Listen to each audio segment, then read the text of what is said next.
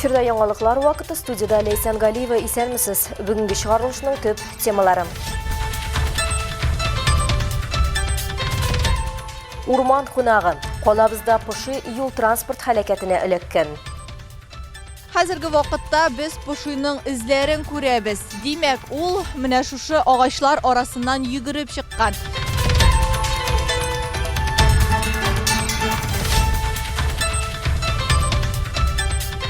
Социаль-иктисади үсеш ни хәлдә? Әлбәттә, хисап сессиясе узды. Сотрудничество в агломерации позволит нам вместе создать целостный подход сбалансированного распределения ресурсов и специалистов между нашими городами.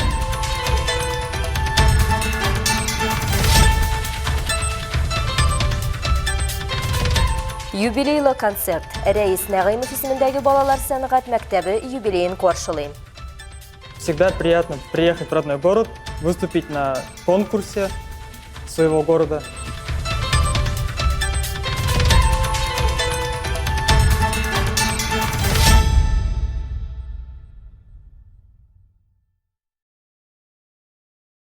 Бүген Әлмәтнең беренче номерлы мөселман зираты янында шәхси йортта янгын теркәлде. Төшке аш вакытында чыккан ут 2 катлы торакка шактый зыян салганы күренеп тора. Урынга килеп җиткән янгын сүндерүчеләр ут белән 3 сәгатьтән артык көрәште. Зыян күрүчеләр турында мәгълүмат юк. Янгын сәбәбе ачыклана. Әлмәттә, Төхвәтуллин урамында поши катнашында юл транспорт халакәте булган. Шаһидлар хәбәр иткәнчә, вакыйга алдагы көнне кичке 10 тирәсендә килеп чыга. Беренчел мәгълүматлар буенча, юл транспорт халакәтендә гаепле машина йөртүче бәрелү урыныннан киткән. Поши мөстәкыйль рәвештә аякка баса алмаган һәм төнне юл буенда үткәргән. Бүген иртән вакыйга урынына Татарстан Республикасының биоресурслар буенча дәүләт комитеты вәкилләрен һәм ветеринарларны чакыралар. Җәнлекнең хәлен һәм аның киләчәк язмышын безнең шыру төркемендә белде. Хәзерге вакытта без пошиның изләрен күрәбез. Димәк, ул менә шушы агачлар арасыннан йөгереп чыккан. Белгечләр әйтүе буенча, ул ерактагы урманнан килгән, әлеге ташландык бакчаларга, ләкин кызганычка каршы ул юлга йөгереп чыккан. Кара шәүлә һәм көчле бәрелү. Әлеге күренеш нәтиҗәсендә курыккан һәм яраланган хайван хәзер юл буенда ята. Битараф булмаган халык һәм биоресурслар буенча Татарстан Республикасы дәүләт комитеты вәкилләре аны юлдан аерып, үз машиналары белән әйләндереп алалар. Пошылар белән бәрелешү ешрак аларның яшәү урыны янындагы трассаларда була. 12 ел эшләү дәверендә бу әлмәттә беренче очрак ди Татарстан Республикасы биоресурслар буенча дәүләт комитеты вәкилләре. Кызганычка каршы юлда поши белән машина очрашуы транспортта баручылар өчен дә, хайваннар өчен дә начар тәмамланырга мөмкин. Әлеге очракта хайванга йоклата торган укол ясадылар һәм аны алга таба тикшерү өчен ветеринария клиникасына алып китәчәкләр. Опасно подходить сейчас. Пощупаем, посмотрим, что. Полное обследование надо сделать клиническое. Тикшерүдән соң хайванның киләчәк язмышы билгеле булачак. Әгәр ярдәм итәргә мөмкин булса, белгечләр кулларыннан килгәннең барысын да эшләячәкләр һәм хайван аягына басканнан соң иреккә җибәрәчәкләр. Поши белән бәрелеше ул юл транспорт халакәте. Шуңа күрә монда гамәлләр эзлеклелеге дә авария вакытындагы кебек булырга тиеш. Ущерб платит за них ОСАГО. Если опять-таки... Бәрелгән поши өчен штраф юк, әмма машина йөртүче дәүләткә китергән зыянны компенсацияләргә тиеш. Иминiyet полисы мондый вазгыятьтәге зыянны компенсацияләргә ярдәм итә. Иминiyet полисы булмаса, машина йөртүче үз кесәсеннән компенсацияны түли. То значит, компенсацию государство выплачивает страховая компания. Әгәр кыргый хайван белән бәрелешү урыннан китсәң, бу вакыйга урыннан качу дип бәяләнәчәк һәм йөртүчене тиешле штраф санкцияләре көтә. Алсу Нуриева, Олег Павлов, Яңалыклар вакыты, Луч Әлмәт телекомпаниясе.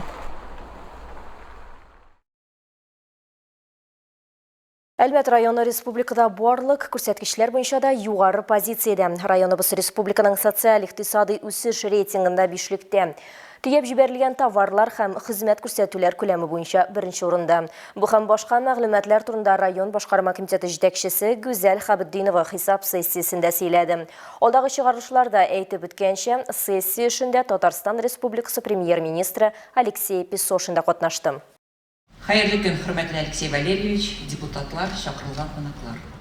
Добрый день. Район башкарма комитеты жетекчиси Гүзел Хабетдинова өз чыгышы мөһим тема. Ватанны саклаучылар елы һәм Бөек Ватан сугышында җиңүнең 80 еллыгы белән башлады. Безнең районда 4 ветеран, 52 сугыш ветеранының тыл хатыны, 409 тыл хезмәтчәне, 1 Ленинград камалышында яшәүче билгесе белән бүләкләнгән, 2 элеккеге концлагерь тоткыны яши. Анатолий Соколов, Николай Федотов, Людмила Березова, Минисия Сабирова Бөек Ватан сугышында катнашкан ветераннар. Аларга районыбыз мактаулы кешеләре билгеләре тапшырылды.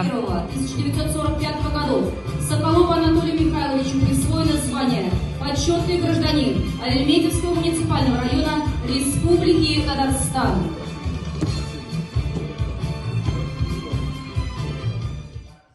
Шулай ук Гүзел Хабетдинова районыбызның төп икътисади күрсәткечләр белән таныштырды. Татарстанның барлык сәнәгать продукциясенең 30%-тан артыгы безнең предприятиеләр тарафыннан тәэмин ителә. Узган ел төяп җибәрелгән товарлар һәм хезмәтләр күләме 1 триллион 831 миллиард сум тәшкил иткән. 32,4% дигән сүз. Әлеге күрсәткеч республикада беренче урынны алырга мөмкинлек бирә. Кече һәм урта бизнеста эшләүчеләр саны 32 меңнән артып китә. Бу узган ел белән чагыштырганда 8%-ка күбрәк. Аңа карамастан кискен торучы проблемалар да бар. Әлбәттә, 119 ятим торакка мохтаҗ. Әлеге максатлар өчен Су-2 микрорайонында квартал проекты әзерләнә. Алсу микрорайонында балалар бакчасы, шәһәр күле янындагы Болгар урамында 1224 урынлык мәктәп кирәк. Торак коммуналь хуҗалык өлкәсе һәм транспорт инфраструктурасын үстерү Әлмәт өчен актуаль тема булып кала бирә. Город уже сталкивается с пробками в час пик. Учитывая динамику прироста 5% ежегодно, есть риск коллапса в будущем. Чыгышы азагында район башкарма комитеты җитәкчесе Әлмәт нефть икътисади зонасын һәм 2030 елга кадәр Татарстан Республикасын үстерү стратегиясен гамәлгә ашыру контекстында агломерация төзүнең мөһимлеген ассызыклады. Сотрудничество в агломерации позволит нам вместе создать целостный подход сбалансированного распределения ресурсов и специалистов между нашими городами. Сессияда Татнефть компаниясының социаль үсеш буенча генераль директор урынбасары Ренат Мамин чыгыш ясады. Ул сәламәтлек экосистемасын үстерүдә Татнефтьнең роле турында сөйләде. Татнефть инвестирует в здравоохранение системно. Только через грантовый конкурс Татнефти с 2021 года реализовано 90 проектов на сумму более $500 миллиарда рублей, направленных на улучшение здоровья и благополучия жителей нашего региона. Сүлей авыл җирлеге башлыгы Ансар Бикбаев катнашчыларны үз җирлеге мисалында район торак пунктларының социаль-икътисади үсеше белән таныштырды. Бүгенге көндә иң кискен проблемаларның берсе мәдәният йортында капиталь ремонт булмау дип билгеләп үтте ул. Аңа карамастан авыл җирлеге составына кергән Сүлей, Урсалабаш, Яңа Михайловка, Шәрләмә һәм Салкын Чишмә авылларында дус булып 7 милләт вәкиле, 1400-дән артык кеше яши. Җирлек территориясендә шәхси хуҗалык зур үсеш алган. Район һәм республика ярдәм чаралары да биредә зур роль уйный. Шәхси хуҗалыкларга ярдәм итү буенча район программасы кысаларында 2024 елда цех асраучы 10 хуҗалык саву аппаратлары алды. Бу авыл кешеләренең эшен шактый җиңеләйтте.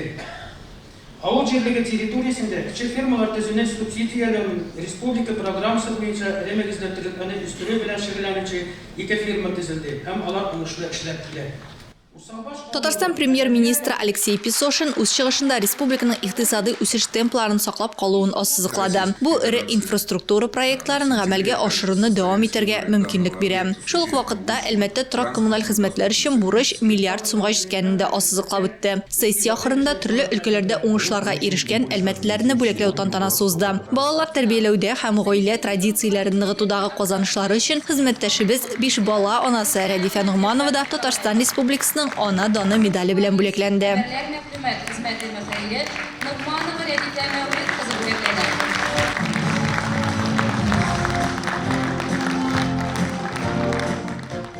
Лилия Абдуллинага Татарстан Республикасының атказанган халыкны социаль яклау хезмәткәре дигән мактаулы исем бирелде. Ул 32 ел Сүлей авылында социаль хезмәткәр эшен башкара.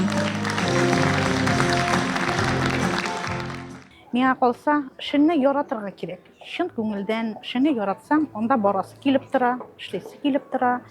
Әби бабайлар белән һәр вакыт яхшы мөнәсәбәттә булырга телим. Үзең яхшы булсаң, алар да сиңа яхшы. Миңа бик ошый. Алсу Нуриева, Рамил Бузартинов, Яңалыклар вакыты, Луч Әлмәт телекомпаниясе.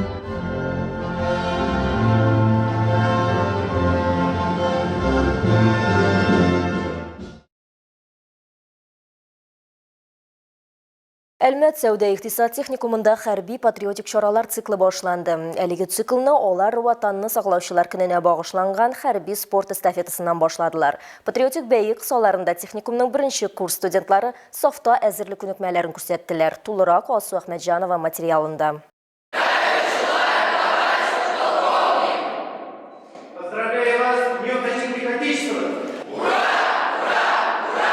Бейік ватан соғышы турындагы истәлегебез еллар узу белән тагын да әһәмияткә ия. Әлеге сынау буыннан буынга сакланып килергә тиеш. Нәкъ менә шул максаттан Әлмәт сәүдә-икътисад техникумында ел сайын хәрби спорт конкурсы үткәрелә. Анда сугыш хәрәкәтләре ветераннары, уку йорты җитәкчелеге һәм студентлар катнаша.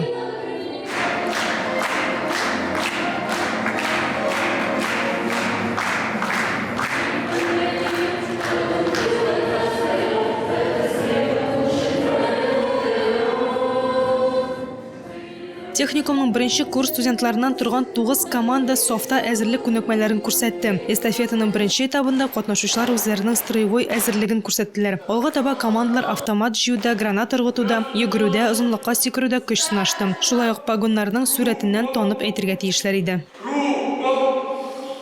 Когда мы стоим, вот сегодня поднимали флаг Российской Федерации, Республики Татарстан, стоишь, чувствуешь эту атмосферу очень гордо, с поднятой головой, патриотизм развивается.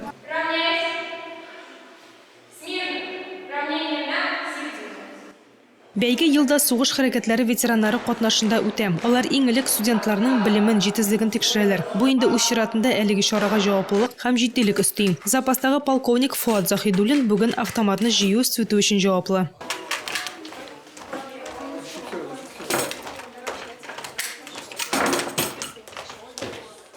Ну вот здесь я смотрю, что-то умеет и разбирает автомат. Балалар автоматларны сүтә беләләр. Безнең заманда 25 секунд иде, хәзер 50 секунд вакыт бирелә. Сугыш әзерлеге бик мөһим. Нәкъ менә шушы уку йортында бу бәйрәмне оештыру шәһәрдә иң яхшыларның берсе. Экономический техникум, наверное, сама вот организация вот этого праздника, проведение вот этих мероприятий, одно из лучших в городе.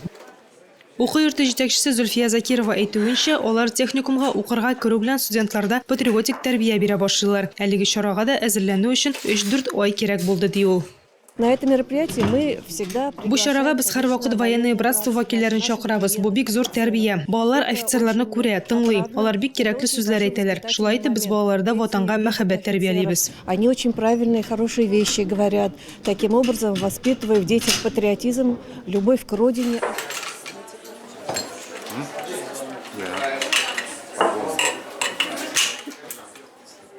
Алсу Әхмәтҗанова, Александр Исаков, Яңгыр вакыты Луч, Әлмәт телекомпаниясе. Biz büyük җиңүгә китергән 1945 елның феврален искә алуны дәвам итәбез. Бу сугышның 1340 сугыш көне. Ул көнне югары башкомандование ставкасы Советлар Союзы маршалы Александр Василевскийны 3-нче Белоруссия фронты гаскәрләре командующий итеп билгеләү турында директива бирә. Оборона дәүләт комитеты Польшада хәрби трофейлар турында карар кабул иткәннән соң, аның буенча Польша хакимиятенә җиһазлар һәм шимал белән барлык сәнәгать объектлары тапшырыла. 3-нче Белоруссия фронты гаскәрләре Кенигсбергтан көньяк-көнбатыштарак, көнчыгыш Пруссиядә дошманның көнчыгыш Пруссия группировкасын камап алу фронтын кысалар. 2-нче Белоруссия фронты гаскәрләре Данцигтан көньяктарак уңышлы һөҗүм сугышлары алып баралар. 2-нче Украина фронты гаскәрләре Лучинец шәһәреннән төньяк-көнбатыштарак Чехословакия һөҗүм сугышлары алып баралар. Комарова шәһәреннән көнчыгыштарак Дунайның төньяк ярында Совет гаскәрләре дошманның зур пехота һәм танк көчләре һөҗүмнәрен уңышлы кире кагалар. Җиңүгә төгәл 79 көн калып бара. Башка темаларга. Бу ел юбилейларга бой Татнефть компаниясенә нигез салынуга 75, Әлмәт картиналар галереясына 50, Ризаддин Фәхреддин музеена 30 ел. Буларга өстәп калабыз халкы үсешенә өлеш керткән тагын бер оешма. Рәис Нәгыймов исемендәге балалар сәнгать мәктәбенә 70 ел тула. Шуның айдан менә инде 12 ел танылган композитор, музыка мәктәбенең алыштыргысыз директоры булган Рәис ага Нәгыймов исемен йөртүче Урсалтауда халыкара фестивале җиңүчеләре һәм жюри әгъзалары катнашында концерт булды. Оны Рәдифә Нугманова күреп кайтты.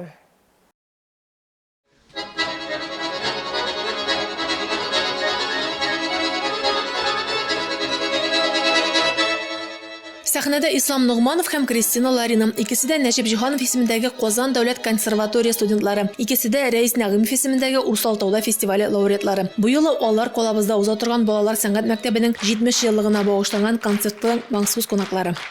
Прошло все по маслу, потому что это Бик җиңел һәм рәхәт уйнадык. Өйрәнүгә дә аз вакыт таләп ителде. Күбрәк уенны шомарту, темпны арттыру өстендә эшләргә туры килде. Просто больше дальше нарабатывали темпы, оттачивали свои навыки и все. То есть в основном, так как нравится произведение, оно и быстро выучится. Конкурсы — это больше спортивный интерес. Монда бәйгеләр һәр вакыт кызыксыну уята. Белемнәреңне укытучылар каршында күрсәтү өчен шәп мөмкинлек. Аннары туган шәһәреңдә бәйгеләрдә уйнауы да рәхәт. Вот. И всегда приятно приехать в родной город, выступить на конкурсе своего города.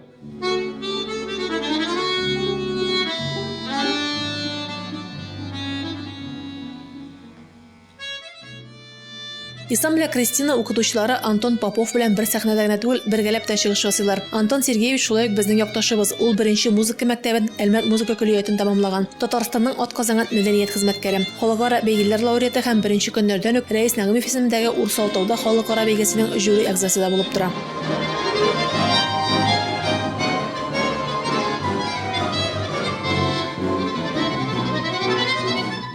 Мы видим, сегодня народ действительно рукоплещет всем, да? Крики «Браво!» после каждого номера. Бүген тамашачы һәр чыгышны алкышлар белән яратып кабул итте. Сәхнәдә фестивальнең жюри әгъзалары да. Аннан бәйге кысаларында бу беренче концерт. Мондый чараларның булуы бердән шәп булса, икенчедән Татарстанның иҗади регионнарын барларга ярдәм итә. Рәис Нәгыймова. Вот такой двойной праздник, и мы всегда за такие вот мероприятия, которые объединяют, в которых стараешься делиться и своими знаниями, и, опять же, видишь и проводишь мониторинг той или иной территории Татарстана. Бу кичтә тамашачылар Әлмәт музыка көллияте халык уен кораллары оркестры белән берлектә Самара мәдәният институты кафедра мөдире, халыкара бәйгеләр лауреаты Алексей Хромов, музыка көллияте укытучысы, шулай ук күп санлы дәрәҗәле конкурслар лауреаты Адель Мутагуллин да чыгыш ясады. Оркестрның дирижеры Альбина Булатова.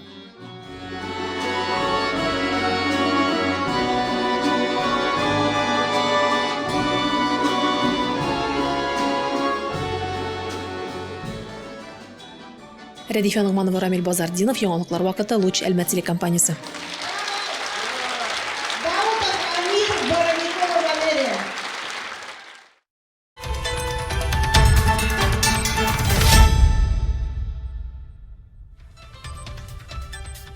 Бүгінге шулар иде. Мин Ләйсән Галиева һәм монтаж операторы Динара Гыйнетдинова сезнең белән сау булашабыз. Исән сау буласыз.